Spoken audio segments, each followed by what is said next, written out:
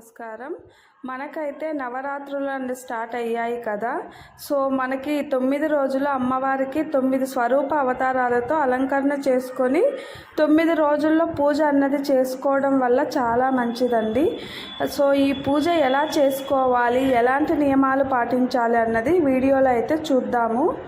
మనం ఈ పూజ అనేది అమావాస్య నెక్స్ట్ డే నుంచి స్టార్ట్ చేసుకోవచ్చు. అలా కుదరని వాళ్ళు పంచమి రోజు నుంచి కూడా స్టార్ట్ చేసుకోవచ్చు. అలా కూడా కుదరదు అనుకుంటే దుర్గాష్టమి రోజు, నవమి రోజు కానీ దశమి ఈ 3 రోజుల్లో చేసినా కూడా 9 రోజులు చేసిన ఫలితం వస్తుందండి. మేమైతే 9 డేస్ అమావాస్య నెక్స్ట్ డే నుంచి స్టార్ట్ చేశాము. సో ఈ పూజ కోసం అయితే మేము మా ఇంట్లో ఉన్న అమ్మవారిది రాజరాజేశ్వరి ఫోటో అయితే ఉన్నది. సో మేము దాన్నే పూజకు అనేది యూజ్ చేసాము. అలాగే వెండి విగ్రహం ఉన్నది. ఆ రెండు అయితే నార్మల్గా ఒక్కో రోజు ఒక్కో అలంకరణ ఉంటుంది కదా. సో దానికి తగినట్టు మేమైతే మాకున్న వాటిలో అలంకరించుకున్నాము. సో ఇప్పుడైతే మనకి కలశం అనేది పెట్టుకోవాలి. అది కలశం అన్నది అందరూ పెట్టరు, కొందరికి ఆనవాయితీ ఉంటుంది, వాళ్ళైతే పెట్టుకోవచ్చు. ఇన్ కేస్ మీరు పెట్టుకోవాలి అనుకుంటే ఒకసారి కలశం అనేది పెడితే అది కంటిన్యూ చేయాలండి.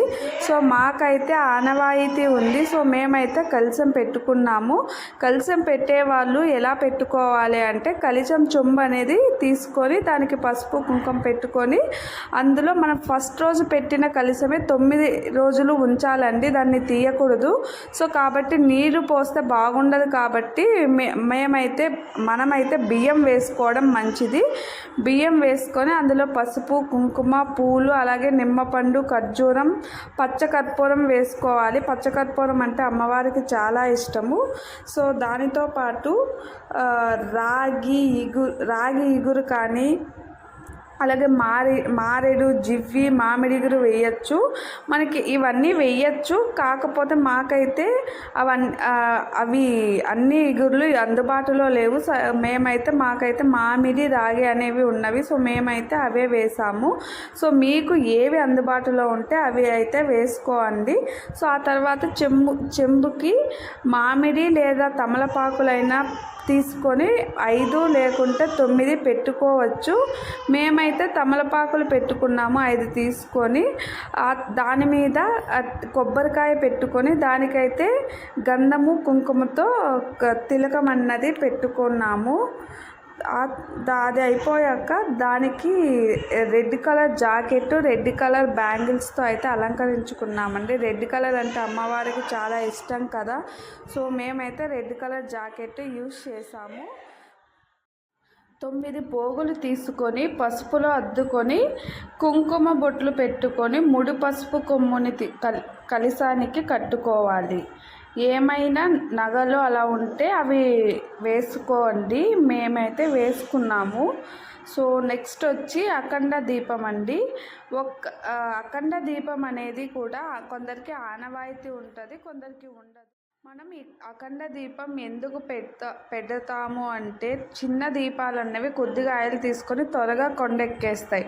అలా త్వరగా మనకి ఏమైనా అవసరం ఉంటే బయట వెళ్ళాలి అనుకుంటే మనం ప్రశాంతంగా వెళ్ళలేము.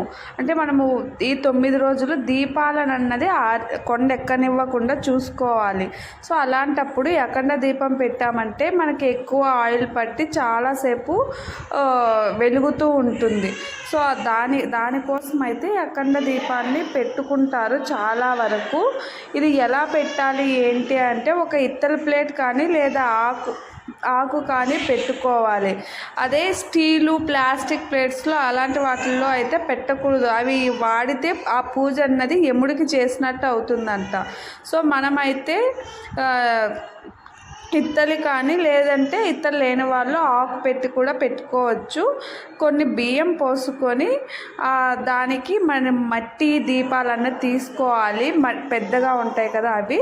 సో మట్టి దీపాలు ఒకటన్నది పెట్టకూడదు. సో 2 తీసుకొని ఆ బియ్యం మీద పెట్టి మనమైతే ఒక 9 లేదా 5 ఒత్తుల్ని కలిపి ఒక్కటే ఒత్తిగా వేసుకొని ఆయిల్ పోసుకొని ఆ ఒత్తిని అనేది అందులో వేసి దీపాన్ని అనేది వెలిగించుకోవాలి.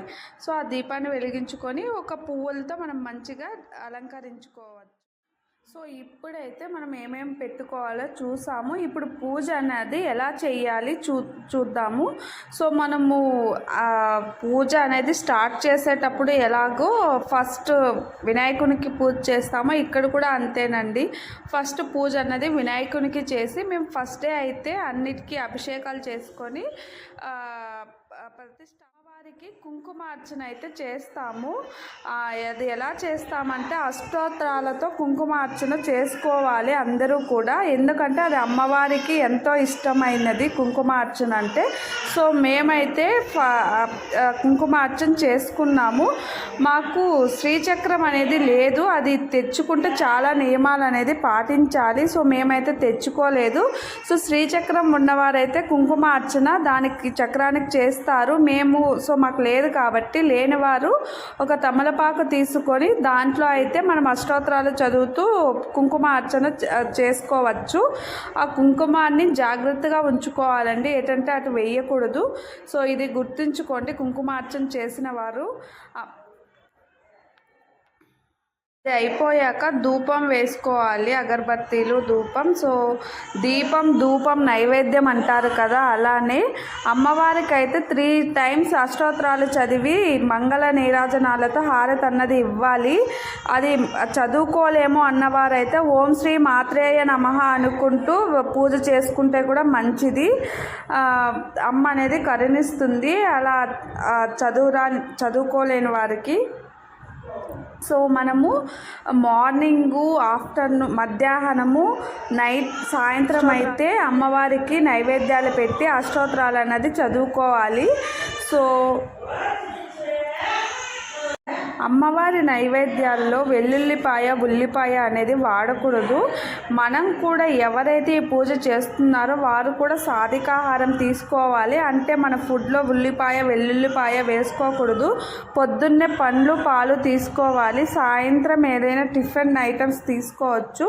ఇంకా ఆఫ్టర్నూన్, మధ్యాహ్నం అయితే కొద్దిగా రైస్ తీసుకోవచ్చు. నెక్స్ట్ వచ్చి వీరు భూసైనం అనేది చెయ్యాలి. అంటే ఏంటి అంటే నేల మీదే పడుకోవాలి, అప్పుడే మనకి ఎక్కువ ఫలితం అన్నది ఉంటుంది. సో అనారోగ్యం అలా హెల్త్ ఇష్యూస్ ఉన్న వాళ్ళైతే ఉపవాసం చేయకపోయినా పర్లేదు, వాళ్ళ హెల్త్కి తగ్గట్టు వాళ్ళు చేసుకోవచ్చు.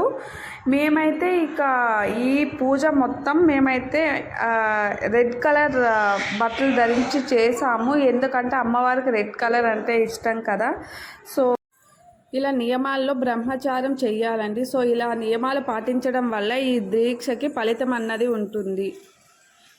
అలాగే మేమైతే కలియుగ ప్రత్యక్ష దైవమైన వెంకటేశ్వర స్వామికి కూడా ఈ నెల అంటే ఎంతో ఇష్టం, పవిత్రమైనది. సో మేమైతే గోవింద నామాలు కూడా చదువుకున్నాము. సో మీ ఇష్టం అండి, అది మీరు చేసుకోవాలి అనుకుంటే చేసుకోవచ్చు.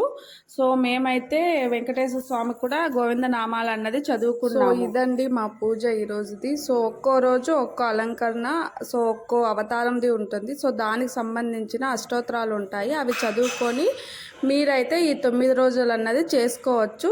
సో ఈ వీడియో మీకు హెల్ప్ అయిందని అనుకుంటున్నాను. Thanks for watching. ఎవరైనా నా ఛానల్ని కొత్తగా చూస్తున్నట్లయితే ప్లీజ్ నా ఛానల్ని సబ్స్క్రైబ్ చేయండి. Thank you.